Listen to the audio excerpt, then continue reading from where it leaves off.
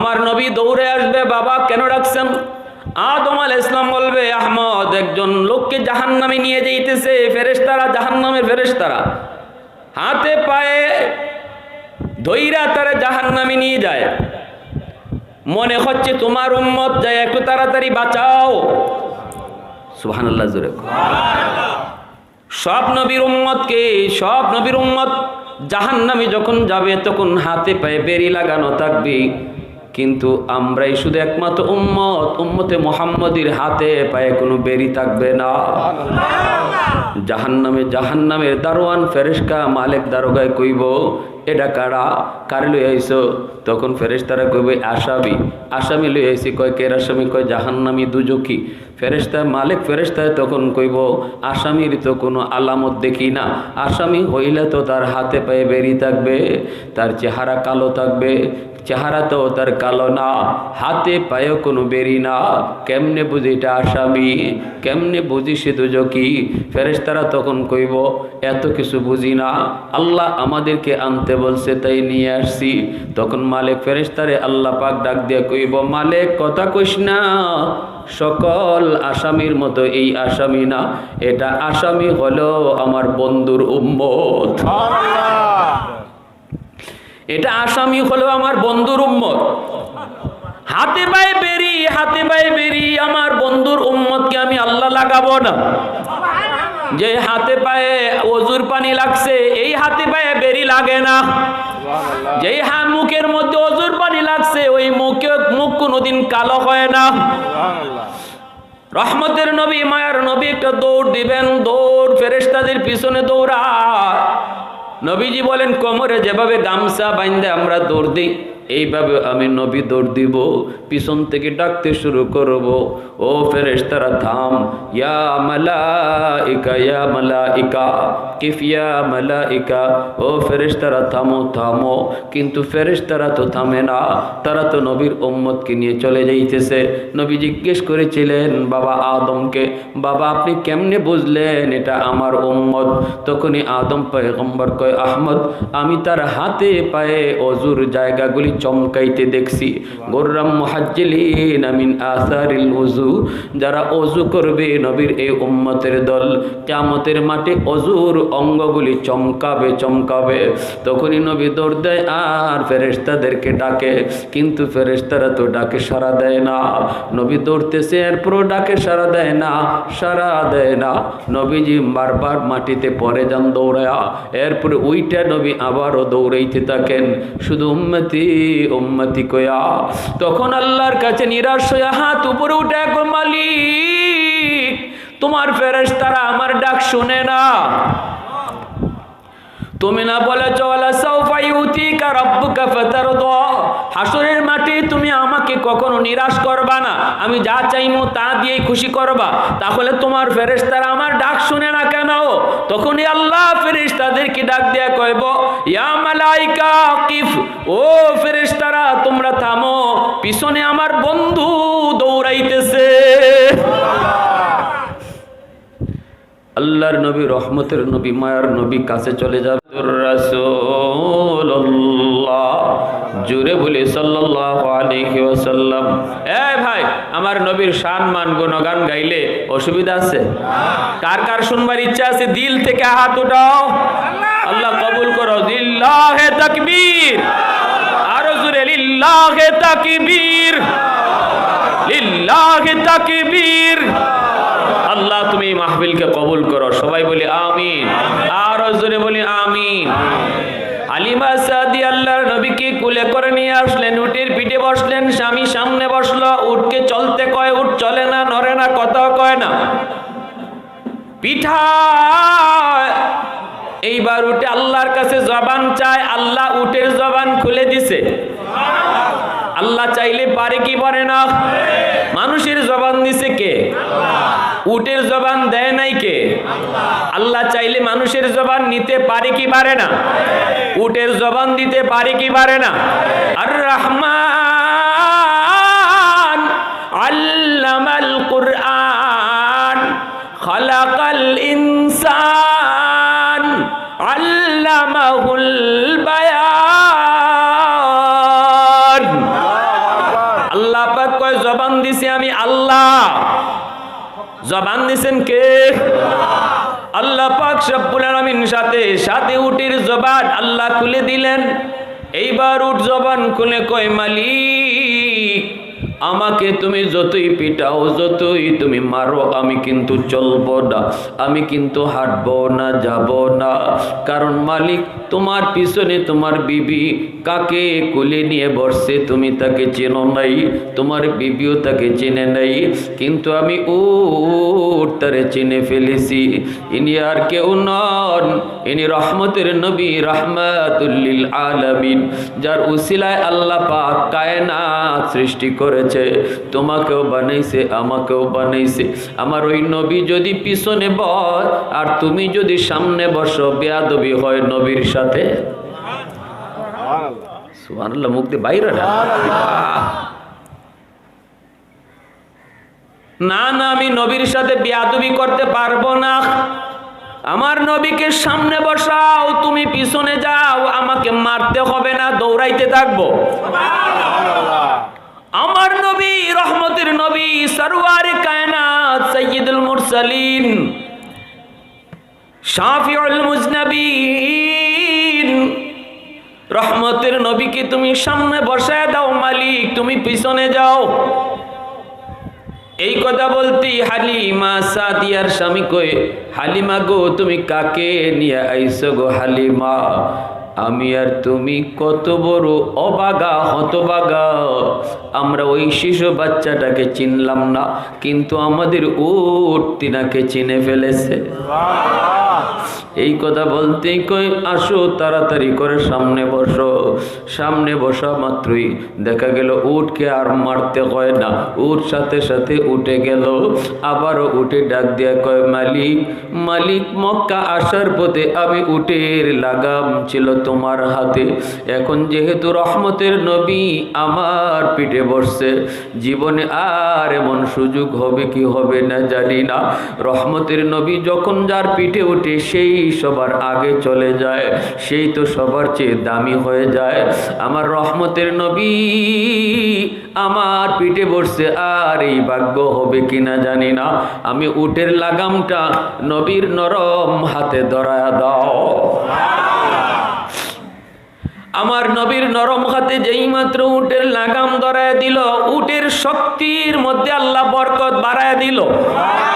কারণ নবীজির হাত যেখানে লাগে সেখানেই বরকত বেড়ে যায়। এটা বরকতি হাত, ঠিক কিনা? জোরে বলো, আরো জোরে বলো, ঠিক কিনা? আবু বকর সিদ্দিক রাদিয়াল্লাহু তাআলা আনহু, হযরত ওমর ফারুক রাদিয়াল্লাহু তাআলা আনহু, উসমান আলী, সবাই সামনে। মদিনায় দুর্ভিক্ষ চলছে, আল্লাহ নবী খানা নাই, খানা নাই, মদিনার মাদ্রাসার ছাত্রগুলার খানা নাই। নবীজি পড়ছেন বড় টেনশনে। নবী বলে, আবু হুরায়রা, তোমার থলিতে খেজুর আসেনি? আবু হুরায়রা কয়, নবী কয়েকটা খেজুর আছে। আল্লাহ নবী কই, কয়েকটা খেজুরই আনো।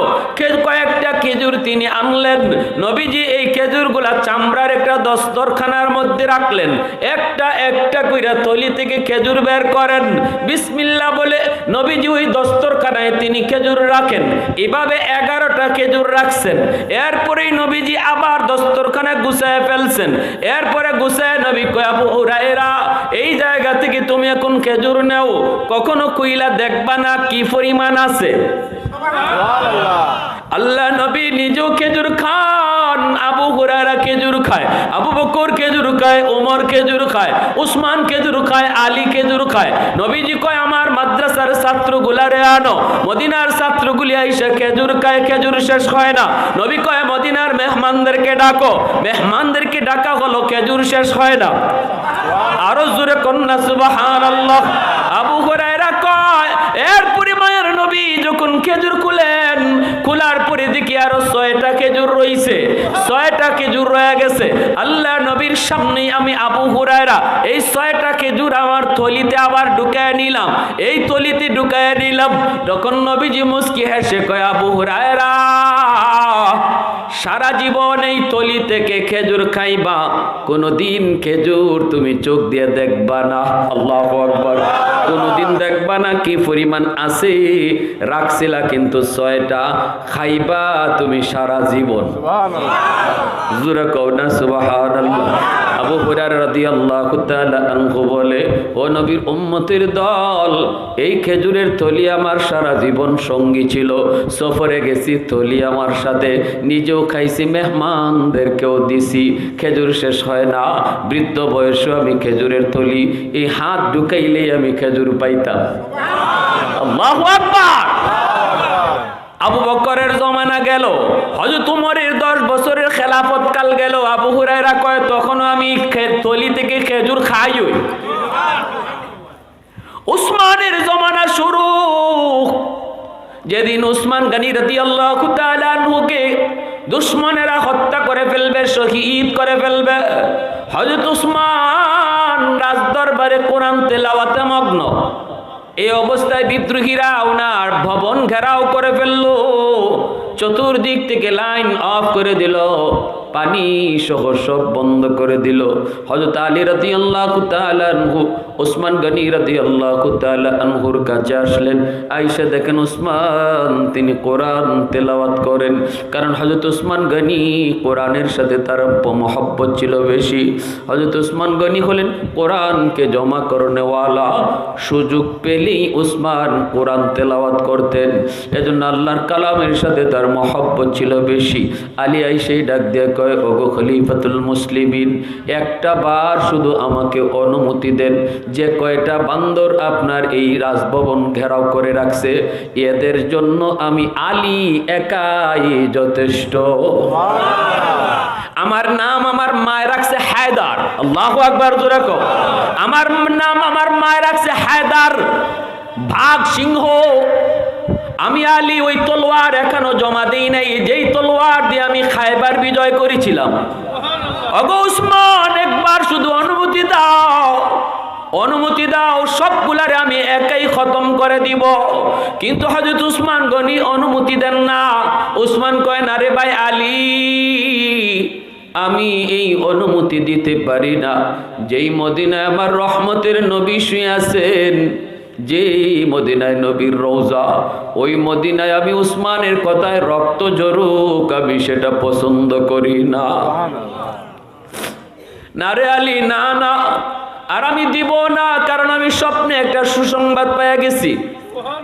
একটু আগে আমার একটু ঘুম আসছিল, আজ আমি রোজা রেখেছি, রোজা একটু ঘুম আসছে, তন্দ্রার ভাব আসছে, তখন আমি একটা স্বপ্ন দেখেছি।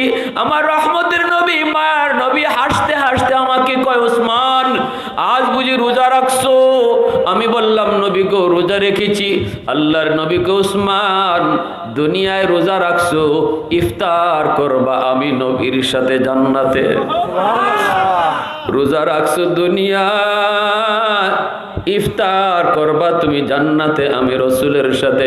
অতএব আলী রে, আমার বুঝ হয়ে গেছে, ইফতারের আগে আগেই আমি শহীদ হয়ে যাব, কারণ নবী আমার ইফতারের দাওয়াত দিছে। আল্লাহু আকবার জোরে কও। নবী আমার ইফতারের দাওয়াত দিয়া দিছে, আমার বুঝ হয়ে গেছে ইফতারের আগেই শহীদ হয়ে যাব।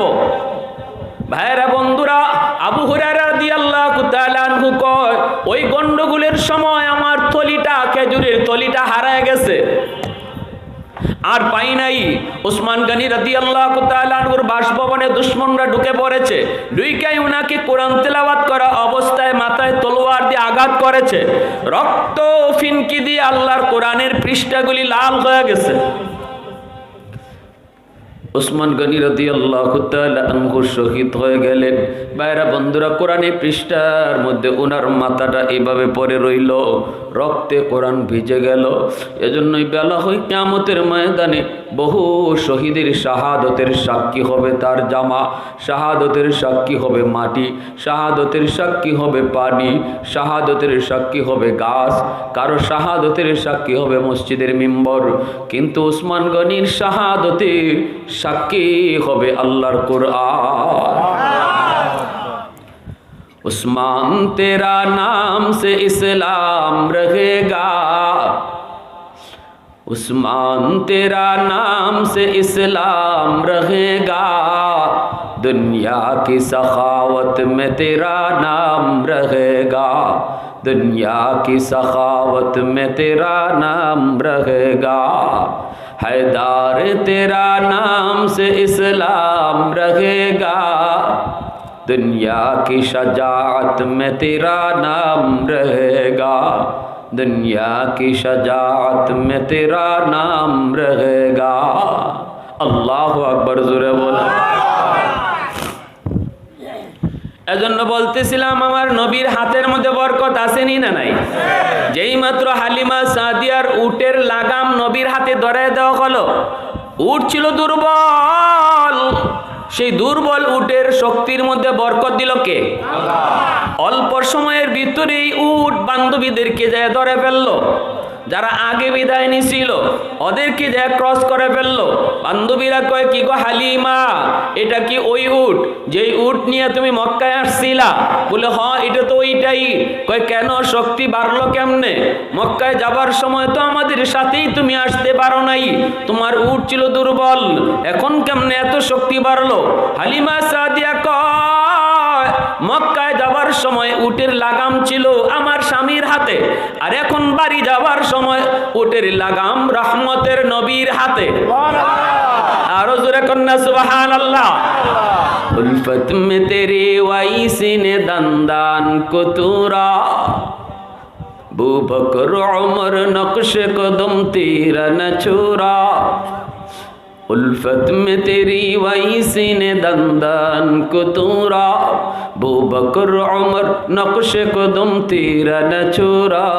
आयुशाक नबी वाक़े असरार मदीना, सुल्तान का सुल्तान है सुल्तान मदीना। अल्लाहु अकबर। सरकार का सरकार है सरकार मदीना, गुलजार का गुलजार है गुलजार मदीना। सरकार का सरकार है सरकार मदीना, सुल्तान का सुल्तान है सुल्तान मदीना। अल्लाह ने मक्का ही में ये काबा बनाया, अल्लाह ने मक्का ही में ये काबा बनाया, इस काबा का काबा तेरे मरकद को बनाया, इस काबा का काबा तेरे मरकद को बनाया।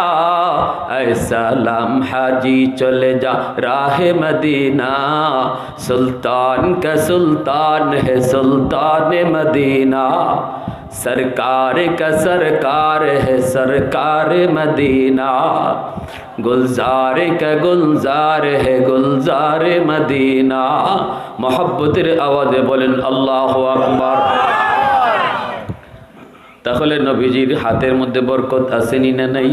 ভাইরা বন্ধুদের জন্য বলতেছিলাম রে যুবক, একটু দিলটা নরম করে কথাগুলি বোঝার চেষ্টা করো। আমার নবী রহমতের নবী, এত বড় দামি নবীর উম্মত হলে তুমি, উম্মত হলে তুমি। এজন্যই আল্লাহ পাক কয়, লাকাদ মান্নাল্লাহু আলাল মুমিনিনা ইয বাআসা ফীহিম রাসূলা। ও উম্মতের দল, তোমাদেরকে আমি আল্লাহ যত নিয়ামত দিয়েছি, যত নিয়ামত দিয়েছি, এই যে সুস্থতার নিয়ামত, এই যে তোমার সুস্থ দুটা চোখ, এই যে সুস্থ দুটা হাত, এই যে সুস্থ দুটা পা, যত নিয়ামত তোমাকে আমি আল্লাহ দিয়েছি, সব নিয়ামতের ভিতরে সবচেয়ে বড় নিয়ামত হলো তোমাদের মাঝে আমি আল্লাহ আমার রাসূলকে পাঠাইছি। হায়াতের চেয়ে সবচেয়ে বড় নিয়ামত নবীকে পাওয়া। আল্লাহু আকবার জোরে বলেন। একদিন তুমি আমি মরে যাব, এটা আশ্চর্যের কিছু নয়, কিন্তু নবীকে না পাওয়াটা এটা বড় বিপদ ছিল। মরণটা বিপদ না, ঠিক কিনা জোরে বলেন? আজ নয় কাল, এখন না তখন।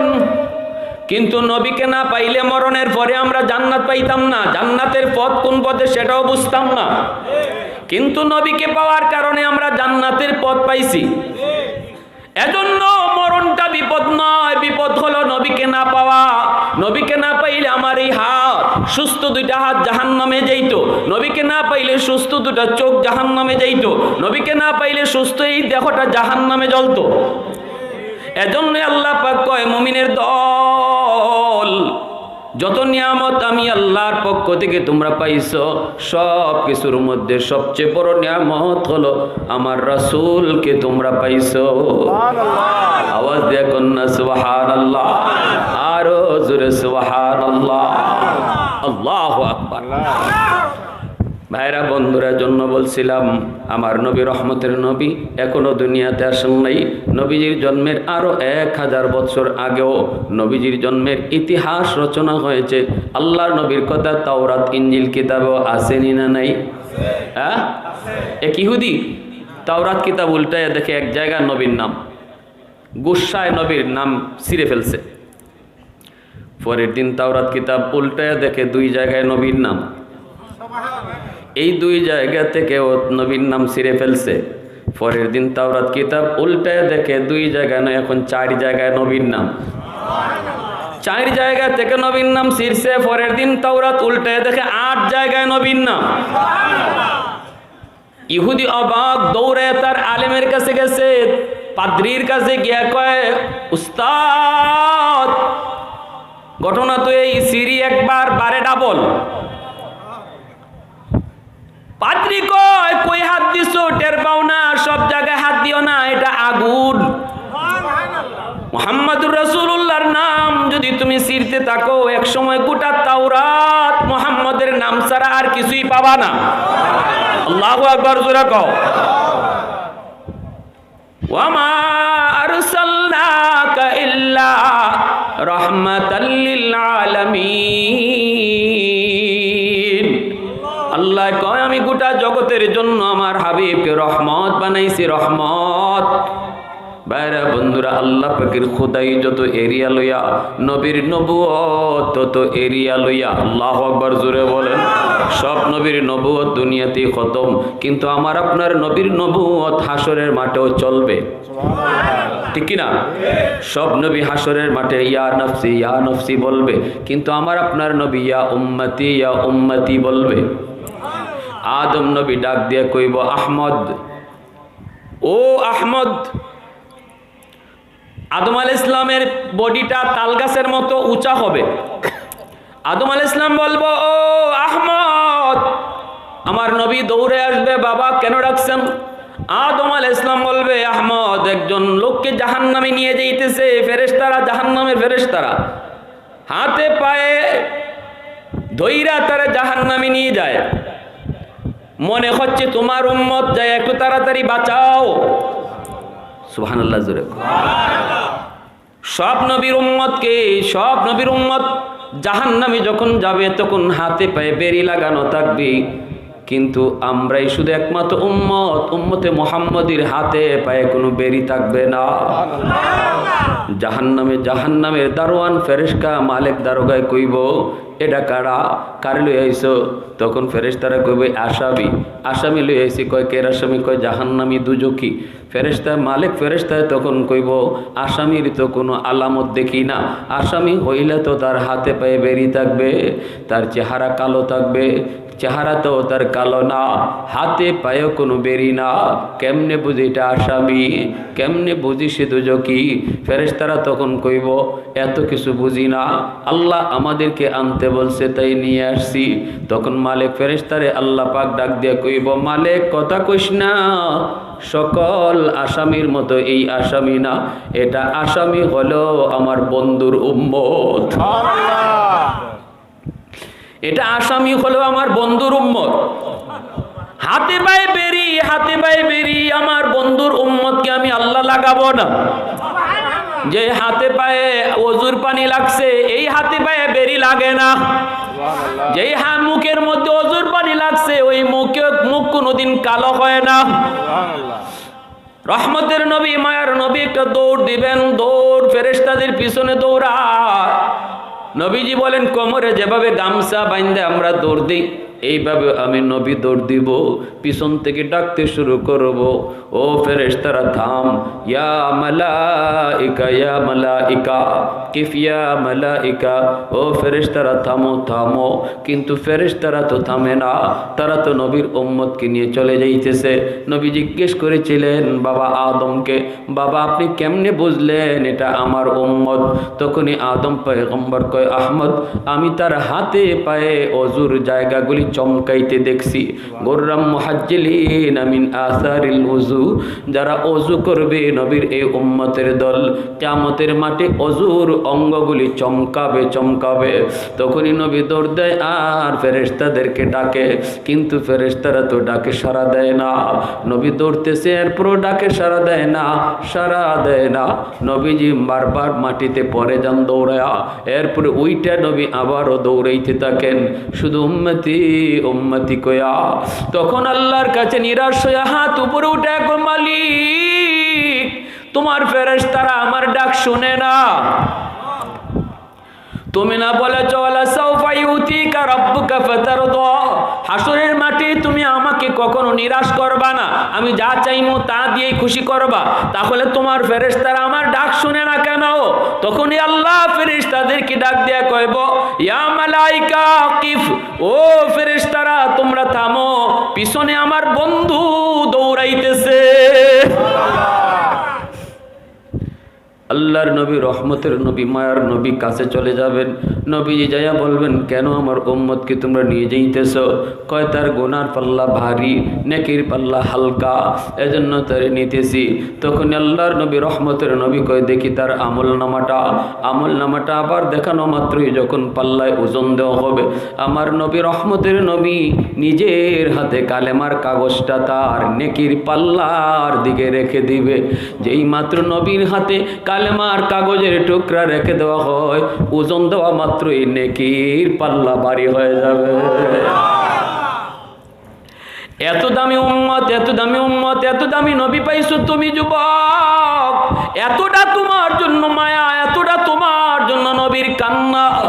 আজকে তুমি কোথায় আর আমার নবীর আদর্শ কোথায়?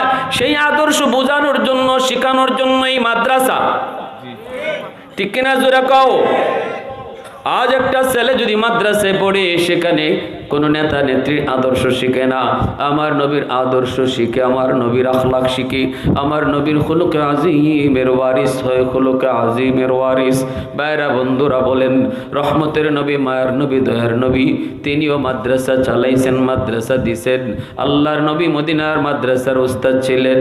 বাইরা বন্ধুরা, ও যুবক, আল্লাহ কয়, ওয়ানুনাজ্জিলু মিনাল কুরআন মা হুয়া শিফাউন ওয়া রাহমাতুল লিল মুমিনিন। যেখানে মাদ্রাসা হয়, ওই মাদ্রাসার উসিলায় আল্লাহ সমাজটাকে রহমতের চাদর দিয়ে আল্লাহ ডেকে রাখে। সুবহানাল্লাহ, জোরে বলেন। আযাব গজব থেকে আল্লাহ মাদ্রাসার খাতিরে এলাকাকে আল্লাহ হেফাজত করে।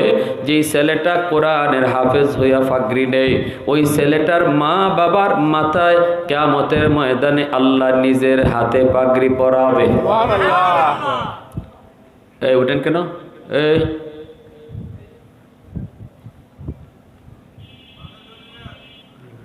ভাইরা বন্ধুরা, জন্য বলি কি, মান ক্বারা আল কুরআন ওয়া আমিলা বিমা ফীহি উলবিসা ওয়ালিদাহু তাজান ইয়াউমাল কিয়ামা। কিয়ামতের ময়দানে আল্লাহ একটা মুকুট লইয়া দাঁড়ায় কইব, কই মা বাবা তোমরা আসো। নবীর মা বাবা যায় কইব, আল্লাহ আমি নূহ নবীর আম্মা, আমি নূহ নবীর আব্বা। আল্লাহ পাক কইব, আমি তোমাকে খুঁজি না। আরেকজন যে কইব, আল্লাহ আমি অমুক নবীর আব্বা, অমুক নবীর আম্মা। আল্লাহ নিজের হাতে কাকে যেন পাগড়ি পরাইতে চায়। কাকে কয়? মা বাবাকে। কার মা বাবা কেউ জানে না।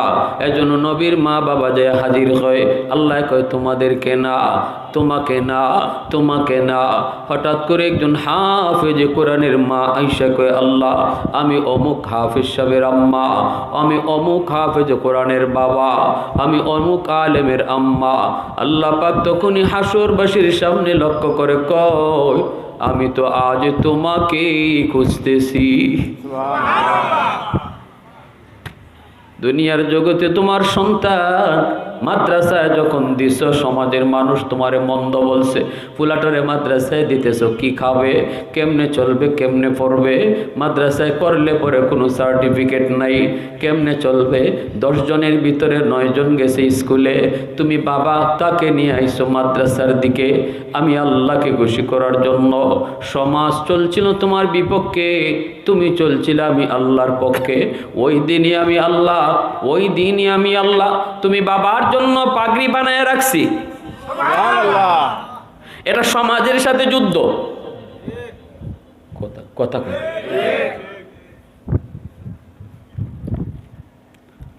আমি আমার গোষ্ঠীর মধ্যে একাই শুধু মাদ্রাসায়। আমার আব্বা সরকারি হেলথ ইন্সপেক্টর রিটায়ার্ড, ভাই আমার আপন ছোট ভাই বর্তমানে আইন উপদেষ্টা আসিফ নজরুলের একান্ত সচিব, আওয়ামী লীগ আমলের সচিব। তারপরের ভাইটা আমেরিকাতে ফ্যামিলি সহ সেটেল। চাচারা সবাই হলো জেনারেল শিক্ষায় শিক্ষিত। আমাকে যখন আব্বা মাদ্রাসায় দিবেন, কঠিন বাধা ছিল, কঠিন বাধা। চাচারা বাধা দিছে, দাদারা বাধা দিছে, পোলাটা এত ব্রেইন, এত ভালো, এত মেধা, এই পোলাটারে মাদ্রাসায় পড়ায় নষ্ট করো না, পোলাটার জীবন ধ্বংস করো না। কত কথা, কত কথা। এরপর আমার আব্বা কারো কথা শোনেন নাই। আব্বা শুধু আমাকে বলছেন, বাবা তুমি কই পড়বা, স্কুলে পড়বা না মাদ্রাসায় পড়বা।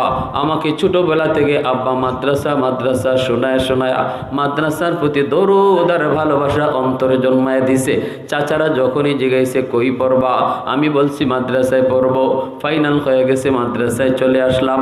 বলুন ওই দিন আমার আব্বা আমাকে মাদ্রাসায় দিতে গোটা সমাজটার বিরুদ্ধে দাঁড়াইতে হয়েছে, গোষ্ঠীর লোকের বিরুদ্ধে দাঁড়াইতে হয়েছে, আপন ভাইয়ের সাথে আব্বার মন কষাকষি হয়েছে, মন কালা হয়েছে, সব কিছু পিছনে ফেলে।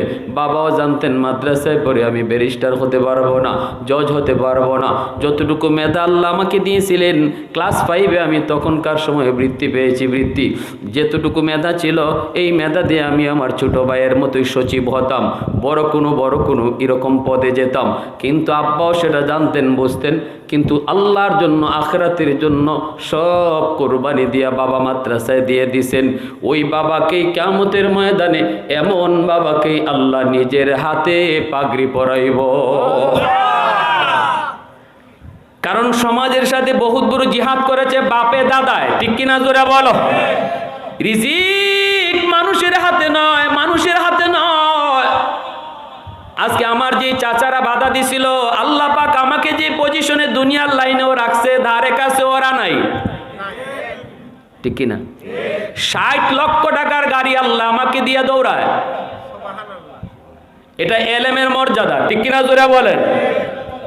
কিন্তু না কো, এজন্য বলি বাবা মনকে ছোট করবা না, মনকে ছোট করবা না। সন্তান কেমনে খাইব বলুন তো? রিজিক মানুষের হাতে নাকি আল্লাহর হাতে? মানুষ দুনিয়াতে আসার আগেই আল্লাহ রিজিক পাঠায়। বলেন বলেন বলেন, মানুষ আগে আয় না রিজিক আগে আয়? এ যুবক আওয়াজ দাও, মানুষ দুনিয়াতে আগে আয় না রিজিক আগে আয়? না জানলে এখন জানিয়ে নাও, রিজিক আগে আয়। কেমনে? কয় মার পেট থেকে সন্তান দুনিয়াতে বের হয়, আসে, আসার পরে মার বুকে দুধ আয় না দুধ আগে আল্লাহ দিয়া দেয়? সন্তান দুনিয়াতে আসার আগেই তার দুধ পাঠায় দেয় আল্লাহ, খানা তার পাঠায় দেয়, তার রিজার্ভ ব্যাংকে খানা পাঠায় দেয়। সেই দুধটাও আল্লাহ পাক রব্বুল আলামিন এমন ভাবে মার বুকে রাখে, না ঠান্ডা না গরম। আল্লাহ জানে বান্দা খাইতে তোর কষ্ট হবে যদি বেশি গরম হয়, আবার ঠান্ডা হলেও তোর ক্ষতি হবে।